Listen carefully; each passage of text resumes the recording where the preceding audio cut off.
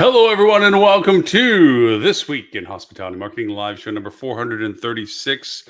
Happy holidays to everyone that has holidays around this time of year, whether it is Christmas, whether it is Hanukkah, whether it is Kwanzaa, whether it is Festivus for the rest of us. It is that time of year that we get to enjoy lots of things, but also from a marketing perspective, the predictability of what to focus on. With this time of year, as we mentioned, as the shows have been building to this time of year, is that it is one of those sections of time in which we have definitive milestones in our marketing strategies. Holidays, for many people, depending upon the country of origin, and we are in 209 countries with our TV station and 39 countries with our podcast. And of course, we're simulcasted in gosh knows as many places on Facebook, LinkedIn, Twitter, YouTube, and X. This time of year has these milestones for us to market towards that give us focus as to our messaging, our communication, our modalities. All of us are in different stages of what we market. For instance, just recently when I talked about on the show last week even, there are properties that are opening up. So there's this whole grand opening, new opening in combination with the holidays and mixing those messages together so that you are mindful of the time of year, but also focused on the purpose of your targeting, which is the fact that you are now open and you're soliciting awareness of that for people that are making purchase decisions. But we have a two-phase approach to the purchase decision. We have the current purchase decision, which is buying something now, using it now, consuming it now, in the month, for the month, for lack of a better term. And then we have the process of putting ourselves in front of people for purchases now that might be either for future tens because of opportunities and offers. We've already long since passed Black Fridays and Cyber Mondays and Green Mondays and all the rest.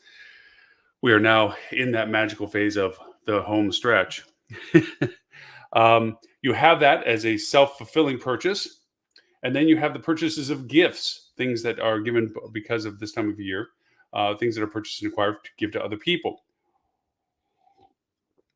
And this is where we begin to get into some divergence. We have our CRM, our databases of people that are familiar with our product and feel comfortable purchasing not only for themselves, but for potentially a gift to somebody that they know that would also appreciate it.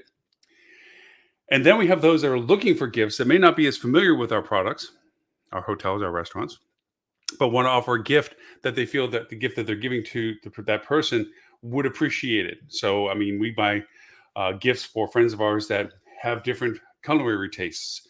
And restaurants that they have preference to that we don't really have a direct preference to, but we know that they enjoy them. So that is a great gift to give them to enjoy. We're of that age now where giving tangible things that sit on shelves or occupy space is less of a focus and more on the, can I give an experience or can I give something that is appreciated as consumed, which goes to the homemade cookie thing that I'm trying to validate with my gifts.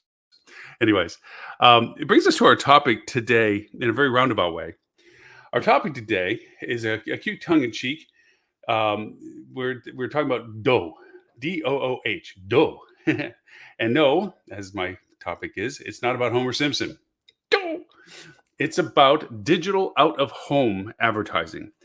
I find it to be a sweet spot of opportunity for moderate and mid-sized businesses to take advantage of, in the caveat, and this goes back to and harkens to my old show co-host buddies, Stuart Butler, Edward St. Ange, Tim Peter, that would constantly remind me in my eagerness to try new things, as long as you're doing the basics first. That caveat comes with DOOH marketing, digital out-of-home marketing. You must first establish your basic criteria of marketing, your paid campaigns, your expansion of paid campaigns, Gmail campaigns, things like this that amplify the value of the engagement that the platform offers.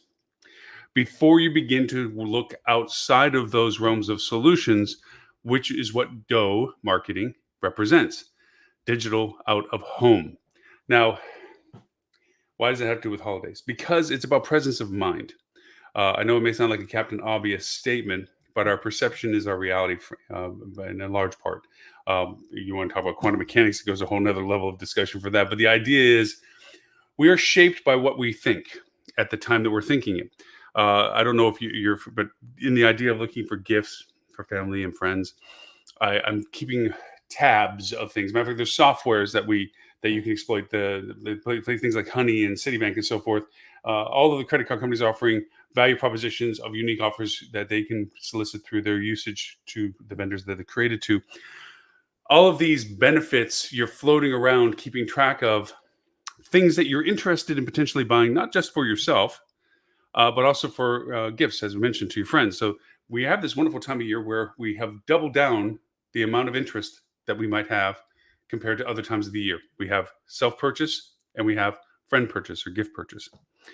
Now, we've talked over the years in the show, since we've been doing this now 10 years, into 10 years, um, that gift cards are a huge mainstay value to the existence of gifts that are portable, easy, shippable. Not saying less effort, but let's just say for the truth of it, it is. That you can do a thoughtful gift and still be a gift card. We know you love this cuisine. Here's a gift card to your favorite restaurant. We've incentivized those relationships by saying, well, if you buy this much in gift cards, we'll give you this much in credit. But the part, as we mentioned year on year, every time we talk about gift cards, is that we don't exploit the relationship that gift cards create for us, not just for the purchaser of the card, but the recipient of the card. We now have double the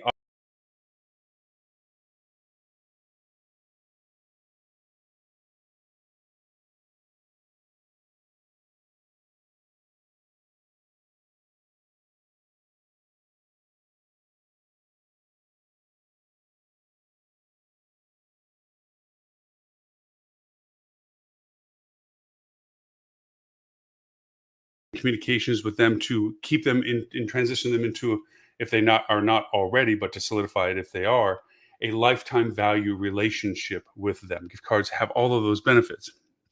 How does this relate to digital out of home? Digital out of home is the ability to keep front of mind. Now, first, let's kind of talk about what digital out of home represents. It's programmatic advertising, display advertising. Um, it's the use of digital display screens like billboards, digital billboards, signage displays, elevator screens, doctors' offices that have TVs to keep you occupied while you wait for the doctor. Medical facilities, I should say, legal services, any offices that have a reception waiting room. And as much as they try to offer their own content, a lot of times companies are very content deprived, so they rely on outside sources to go over and provide services for them.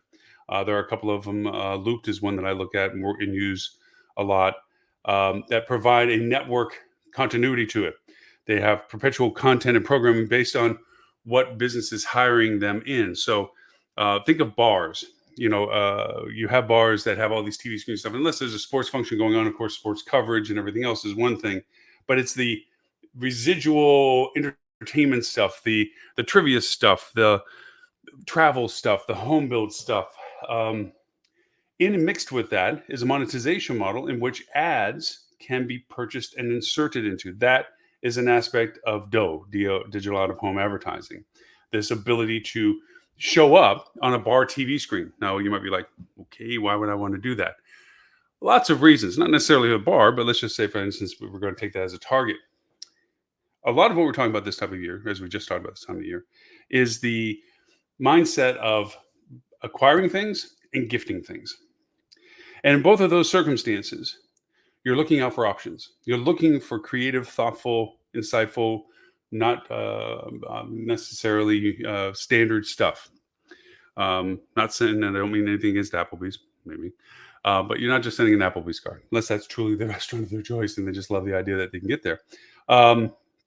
Some gift cards and some gifts are just out of convenience and not any sort of depth of thought. Sometimes you don't know enough about a person to be that thought and sensitive, and you need a gift that can relate to them. Well, you're out with friends, bars, screens going on, something mindless, quote, is in the back. Okay, maybe some, as in a lull in the conversation, you're paying attention to the TV because, hey, that's what they're there for. And up pops an ad for your hotel and whatever it is that you're offering. Now, if you're looking at DOOH as a direct channel, it's going to let you down. Uh, it has value. It has value as direct channel for certain types of business. For hospitality, particularly hotels, not really likely that somebody's going to look up, see the ad, and go on the computer on their phone right away and book a room. They might, however, scan your QR, throw it into their browser for something later to look at.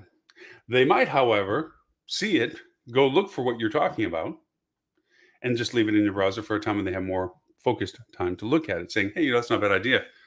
We can get grandma, grandpa, or our friends down. They can stay at that hotel. It's right around the corner, whatever. Which leads me to the targeting. Putting an ad out for your hotel in a generalized market is probably very, very much ineffective. You're really diluting any impact of it has for brand awareness, front of mind. These are the key elements to a DOOH marketing program. It has to be targeted on two major features: local brand awareness and or feeder market transition traffic. And what I mean is, and this goes back to a relatively old school way of looking at things, this time of year, the South, non-snowed, non-inclement weather, is advertising the bejeebers out of every place that is now persistently in winter, that has the snow, that has the ice, that has the degraded weather. Not for them necessarily to stay right now, because holiday's holiday, and they're going to be staying up there with holidays, and they're not going to travel, although some do. This is their key to come down, so to speak. But the idea of it is that this is when you see the signs on the side of the bus, or the bus wraps, of it's sunny and beautiful in Florida, and it's running around on a bus in Buffalo, New York. Because as we know, after the holidays, and I find it very funny, there's ads right now about from the NFL, and they talk about a snowy game in Buffalo at a game, and it shows somebody, not wearing a shirt, rooting in the stadium for the Buffalo Bills. Is just a cold day in Buffalo without the game, and then it shows them standing in the same shirtless outfit at a bus stop, snowed and iced over in the darkness in Buffalo.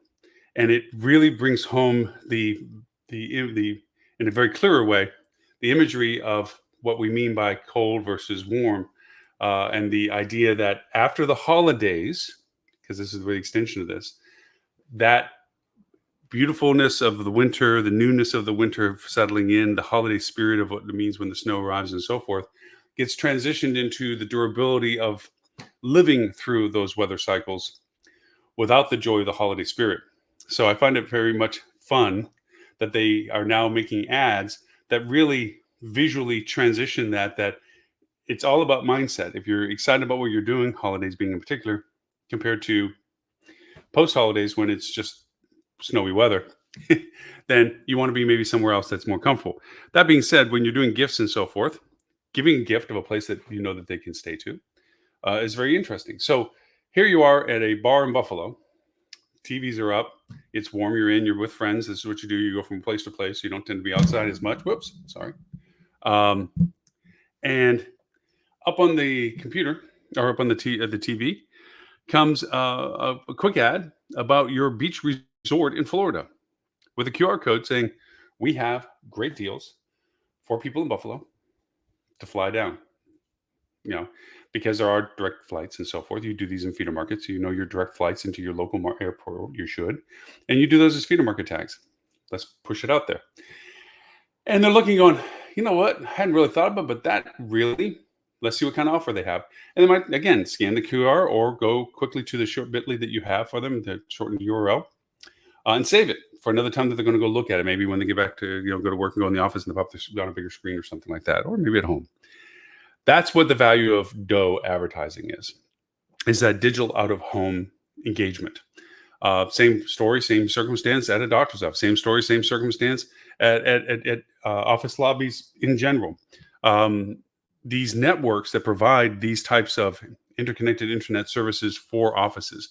Your doctor, whoever it may be, isn't out running around doing videos and creating video shows to put on their screen. Now, there are industry-specific platforms that are tailor-made to industry types. There is medical networks, TV channels that are subscribed to by the doctor, that they're given the hardware or the facilities to connect to these medical networks. And they are then given space in their TVs to go over and put their own ads in for what they do. So as even if you're in their office, you may become aware of something, other services or things that your doctor does that you weren't aware of. I've seen doctors use this exceptionally well for loyalty when it comes to their recommitment to the community. I've seen them show techniques and practices of what they're aware of that makes you feel good that your doctor's keeping on the front edge of whatever it is that they are skilled at. There's wonderful ways of doing this, and same too with restaurants, and same too with hotels. If you're showing active local information, if you're showing an awareness of things that you do well and present that, like you have a bartender that does an exceptionally excellent job of making certain drinks, or you have certain drink specials, or you have certain things that you do that are unique to your restaurant, and you feature them into this channel that you're feeding on your TVs, it re-solidifies the loyalty of the people that are there for you. I say that as the caveat for the restaurateurs that would use DOOH, their own self-advertising, their own spaces for it, their own programs, and also for their sharing in the area. Now, these restaurants, these businesses have the ability to opt out of allowing competitors to play on their TVs. I think it would be very poorly contrived that a restaurant doesn't regulate this. They buy a service like Looped, they put it in, and all of a sudden the restaurant across the street's ads pop up. Not a good thing. However, that same said restaurant might not block the nearby hotel. It's a commodity relationship. Hey, the hotel, if it's driving business, where people are thinking about bringing family in, and that's a hotel for them to stay at, it's good for them to be aware of it from being at my bar, because that means more people come into my market. That might be a way of looking at it. There might be a different line that that hotel has a restaurant that they compete with, and they don't want that brand recognition. So it's very smart for people that have these systems to look at who they are allowing and not allowing on to advertise onto their channels. They have a lot of control to it, but not complete control. It depends on the ads. It depends on the ads types. And I think you're saying the second stage of this is, well, how do you create content for digital out of home? Sometimes it can be self-created. There is so much AI tool, so many AI tools now that are out there that you can write a short line script as to what, beginning, middle, and end that you would want, and it will write and generate the visuals associated with the script that it writes. Is it great? No. Is it good? Sometimes. But it's a start point that you then can go in and just modify. Take some of your own pictures and replace them with the generated pictures or the royalty-free pictures that it had grabbed. Optimize it to what you want. Change the story and the text that you want. Change the fonts, change the colors, put your logo in, so forth and so on. Put a QR code if that's what you want to do. And the QR code goes to the offer or to the facilitation or whatever it is that the ad is representing. Learn from the platform as to how long these ads should be for what you're trying to share. The shorter often is better unless there's a full story to tell. If you have to go through the process of identification, validation, and offer, meaning who am I, why should you care, and what am I giving you for it, then it might require a little bit more time. It's a little harder because the fastest way to do that kind of progression of storyline is visualization. Visualization means that you have the succession of images and or a quick, it's easy to identify the purpose and the plot of what they're seeing, so you can get to the point of why you're showing it faster. Any great examples of this? Auto ads, high-end product ads, the Nikes, the Adidases of the world, Coca-Colas of the world, where they solicit engagement through an awareness of exactly what they're talking about for the purpose that they're talking, almost from the very moment you first see the first image. Why am I going around this in granularity with DOOH? Is because I want you to have a very real picture of what DOOH, digital out of home, represents. You are communicating in a very intimate, direct level. I know being in a bar with 1,000 people looking up at the screen is not necessarily intimate, but the messaging is. The messaging isn't through a cluster of people looking and evaluating what you're saying. The message is from a person looking at what you're saying and understanding the context and the meaning and the value of what you're spending money and time on and putting in front of them. So DOOH is not new. The D part is digital. Out of home advertising has been around. Probably it's actually one of the more old school logic things. The roadside billboards, the signs in front of the building. These are all out of home advertisements. These are all the things that get recognized when you're not on your computer looking at a label on a box or something. Digital is just the recent identification of it because of the variety of things that now can be done digitally. There is proximity ads that can go along, where because you are in a certain area, this is an advertising function through Google. It's not. It's a kind of a. To me, I throw it into DOOH because it's digital out of home, but it's really targeted marketing that uses the medium of the fact that you're carrying around a very advanced computer called your phone. At least it started as a phone. And for that reason, it has a lot of shared information that I can use to target so that with you, if you're fitting the demographics of the targeting that I've created and you follow into a geo vicinity that I've designated to isolate you in that area, then you'll see through the mediums that you use advertisement. Facebook does this for me. Google does this for me. Bing does this for me. Other platforms do that for me. That's geo-targeting. That's proximity. That's geofencing. These are all the ways that you can identify people. If you went to a Barry Manilow concert and I have a restaurant that offers a type of cuisine and a type of environment that is comfortable for the demographics that are interested in Barry Manilow concerts, I want to target you if you're in proximity of my restaurant physically to solicit you to come into the restaurant. That's an aspect of targeted marketing. That same idea of identification is used in DOOH in the sense of the ads that get seen. There's been a lot of interesting, buzzworthy examples of advancing DOOH. Part of that is that signage at airports, signage at train stations, although in the US we have very little of those, signage at subway stations and metros. How's that for the cities that have metros? Can be about knowing who is around the sign and aggregating what ad gets shown based on the consensus of the demographics that are known in that area. The buzzworthiness is that they were showing it on an individual basis, meaning that if I walked up to a sign, the sign would show ads that are related to my interests. Kind of like if you're familiar with the movie The Minority Report, which is often cited as a good example of futuristic engagement targeting. When Tom Cruise's character walked into the store and he had the eyes of somebody else, the ads were all changing to whom they identified him as, thinking that he was she and wanted this information. That kind of targeting is, I wouldn't say futuristic. It's very real. It's just not functional that every sign will change to every individual person that walks in front of it, because if you get a crowd of people in front of it, what's the sign to do, so to speak? But you can target good information on a sign because of the geographic reference to it, its location, if it's in a certain subway or in a certain subway system, then offers and information about it could be very much about the surrounding immediate area that sign is located in. And that goes back to my usages of DOOH. Again, also with the caveat. The caveat is don't approach DOOH, digital out-of-home advertising, as a first start. As I said, get your block and tackle correct. Get your ad campaigns correct. Get your SEO optimization correct. Get your CRM engagements persistent. Get your social media content relative and focused and progressive. Get your engagement marketing progressive. All the other things we talk about. This is an augmentation to it. This goes into the realm of talking about OTT, the over-the-top TV advertisement, CTV advertisement. This is in the same realm of DOOH, where you create ads specific to the medium that you're putting them on. OTT advertisement of that targeting capability.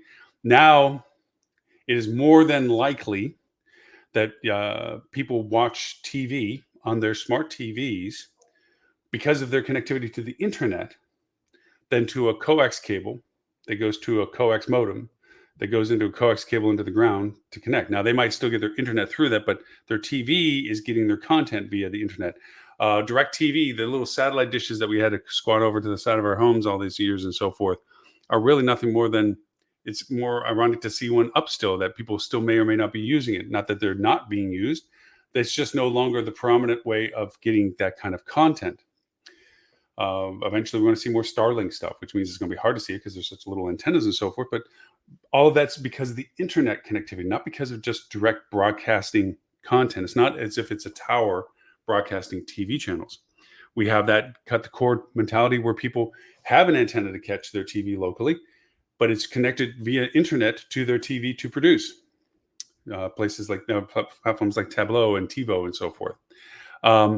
Those things are all smart TVs that are related to OTT, but also related to DOOH. That ability to target based on the geography, demography, and behavioral characteristics that you're looking to identify allows for these things to happen.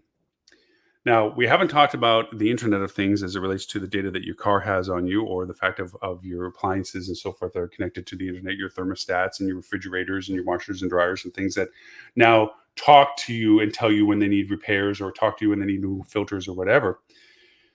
That data is also there, but it's harder to get to those because of the scale and the value that you have to buy into to use it. This is where, when I started the conversation about the DOOH advertising, that I feel there's a really unique sweet spot for hotels and restaurateurs. This is a lot of work for a large scale operation. If you look at the Nissans, the Toyota, the Lexuses, the Chevrolets, the really large companies. I'm just picking auto dealerships at this point, but other ones, AT&Ts and so forth. For them to scale the value proposition of doing DOOH advertising, it's not worth it, because the individual fractioning of the filters that are necessary is too granular for them. They have a much larger value being able to speak to a much larger audience because of the grand scale of their brand recognition. So for that reason, the cost factor associated with DOOH is down, because you don't have heavy hitter competitors. And I would include, for our industry, the TripAdvisors, the Expedias, the hotels.com. They aren't in this world either, because they have such a large brand recognition now. They don't need to get to this level. So you can build very good targeted DOOH campaigns for a very affordable amount of money and get into a very reasonable audience size. Now, some realities of DOOH advertising. Again, as I mentioned early on to the conversation, as a direct channel, it'll disappoint you. There will be direct value. And it's certainly how you phrase the engagement with your DOOH advertising, whether it's a QR code that goes to a dedicated link, or a dedicated offer code, or whatever, or an offer code that's given, that's unique just to the platform you're providing it on, the DOOH advertising. There will be a trackability to it. But the real value of DOOH is brand recognition, awareness, front of mind, and exposure. Going back to our conversation about the holiday times this time of year, where we have the benefit of doubling up on our advertising, the self-purchase and the gift purchase. You now have an amplification opportunity that if you keep in front of people as a suggestive idea of what you're offering as a value, whether it's a gift card to stay at your resort, a gift card for your restaurant, a value proposition to both, a proximity value of, since you're in the area, you can come and redeem something and or come and enjoy something because you saw this ad. Whatever the value is that you're offering into an ad can amplify to the exposure of you other things. Like maybe the offer isn't what they want, but it solicited their interest in you to go look. And once they go in and look, they see other things that you're doing, or just awareness about you, and make a different decision other than the one that you were offering. Good analytics tracking with the GA4 that tracks everything, but now you can isolate what it is you're looking at. You can re-isolate that engagement that DOOH advertising creates for you and put it in more targeting, in the realm of retargeting, to isolate out and continue with the interest that was displayed based on the context of its interest that they provided. So in other words, if you offered a 2-for-1, but they didn't necessarily buy it, but they looked at your springtime rates and event-driven stuff in March, that segments them out into a new audience that then you can use to cultivate that particular interest, not because of what they went into the ad that was a 2-for-1 that you were throwing up on the DOOH advertisement, but because they engaged with your springtime event-driven content. They now have put themselves in a category of a retargeting related to that content. Keep in mind, you always leave doors out for that, just in case you might have assumed wrong that was just a passing interest or a casual one, or even an accidental click, perhaps. You always leave doors out, so they're not pigeonholed into only being connected to you for that content. You always give general navigation for people to leave. That's a basic fundamental. But you now have this growth of awareness from doing things like DOOH. Okay.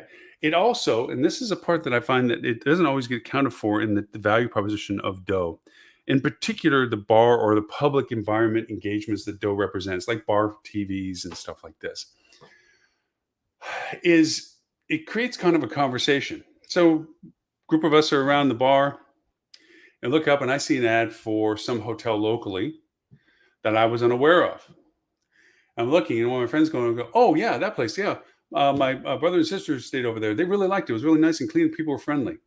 That social engagement that happens not from the one-on-one of the DOOH advertisement just speaking to me looking at it or seeing it, but a community engagement with it. By the same token, let's make no mistake of it. If your reviews are poor, your service quality is down, your fulfillment of your marketing to the actual value of what you provide for your operations is not there, the reverse will happen. Oh, that place, yeah, no. Unless they cleaned it up, it was a mess when my brother and sister were there. It can have a negative effect. So as you expose yourself to general consumer interest, you have to fundamentally make sure that you're providing what you're saying you do, and that you are proactively working towards the things that fall short of that. It's a key component to any advertisement, because the only people that are going to buy for you are the people that buy from you once, only to learn the experience that they should have learned by reading your reviews that it wasn't what they expected. That's the only business you'll get off of new advertising if you're not holding up your service levels. Is the one-time person I didn't know it was that bad until I got there and it really was that bad. That's the key element. Operational fulfillment has to measure marketing message. Marketing message, all the basics. Everything you're doing to make sure you're in front of the right people that are interested in what you're doing, how you're doing it, for what you're doing it for, why the value is there. You have the double bang of holidays right now. And then if you have this opportunity, talk about getting in front of people based on the proximity of your property itself, front of mind, front of interest, and feeder markets, people that know that they come to your market or would be wanting to buy a gift for someone that they know that does. Just adding that, and we're talking a few $100s, can bring you in front of several tens of thousands of people. Yes, the conversion direct channel is very low, but now with new tracking capabilities, you will see in your attribution model, it feeds the awareness. That awareness breeds conversion. That's the value to it. So next week I want to tackle, and I don't normally announce next shows and so forth, but it'll be the show before Christmas and so forth, and it will still be valuable as to taking what we talk about next Friday and actually flipping a switch and turning it on that day, and that is audio ads. Same vein as DOOH. Do the other fundamental stuff first. This is an augmentation to that, but the targeting capability that audio ads have had and have gotten better at, and the ability to keep front of mind, similar to what we discussed today with DOOH, and the affordability of it, and the unique ability to target in it, makes it a fascinating value proposition for brand awareness, and also the same contribution of pursuit of interest. It's hard, okay, to convert somebody listening to you to convert directly. You'd have to be very concise and very specific, something that they can remember long enough to do it. And of course, if they're caught driving or something, which is sometimes more of the audio than not, but if they're in a position they can go look and tap and type, great. If they're using a platform that like Spotify and iHeart and stuff, that there's actually a call to action button they can hit that will pop open whatever it is you want it to go to, all the better. If they don't, they won't have that option, but it has to be short and concise and easily rememberable. And it has to be poignant enough to be remembered. We'll talk all about that next week when we talk about audio ads.